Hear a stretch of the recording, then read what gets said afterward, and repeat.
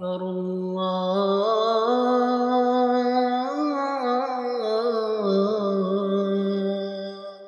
أكبر.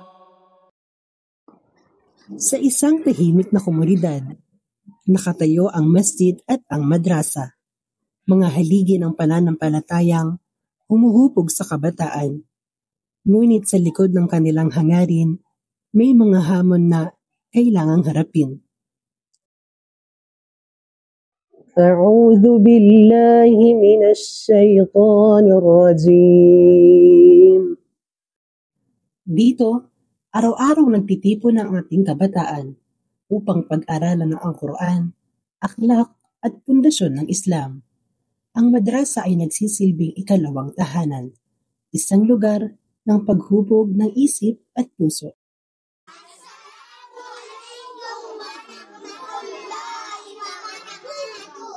Yung vision natin dito sa ating madrasa, unang-una ay pag-unawa nila sa pag-aaral sa Islam. Lalong-lalo na patungkol sa Quran, maging bihasa sila sa pagbabasa ng Arabic at sa pagbabasa ng Quran. Kalawa, maging mahusay rin yung mga estudyante sa pag-aaral sa madrasa, hindi lang sa secular na pag-aaral. Gusto natin matanim sa mindset nila na ikabilang sa parte ng buhay nila, yung dapat galingan din nila sa pag-aaral sa madrasa.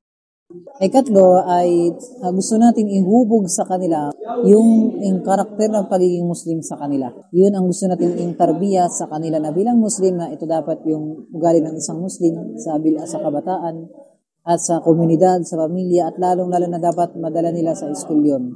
Kahit ganito yung facilities namin dito sa mosque ay ang mahalaga mabigay namin sa kanila yung quality ng tulad ng pag-aaral sa fiqh, halin tulad sa akhlak o sa adab o sa ibang mga subject pa. Kabilang sa mission namin dito ay mahubog sa mindset nila na yung pagmamadrasa dito ay parte ng buhay nila. Kumbaga, mag-merge sa kanilang pag-iisip. Pag-aaral sa madrasa, kahalintulad lamang din ang pag-aaral sa school.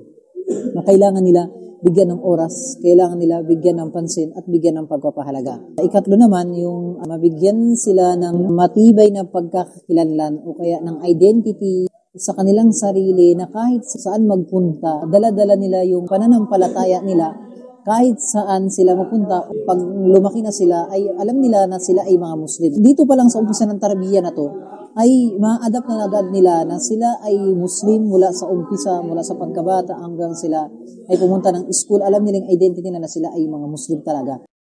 Sa kabila ng pagnanais na makapagturo at makapagbigay ng tamang kaalaman, kapansin-pansin ang pangangailangan ng pasilidad. Ito ang katotohanang araw-araw na hinaharap ng madrasa. Inna ashabal jannati al-yawma fi shughulin fakihun. Ang madrasa at ang masjid ay hindi lamang proyekto ng iilang tao. Ito ay pag-aaring espiritual ng bawat miyembro ng komunidad. Sa pagtutulungan, kaya nating baguhin ang kanilang kalagayan.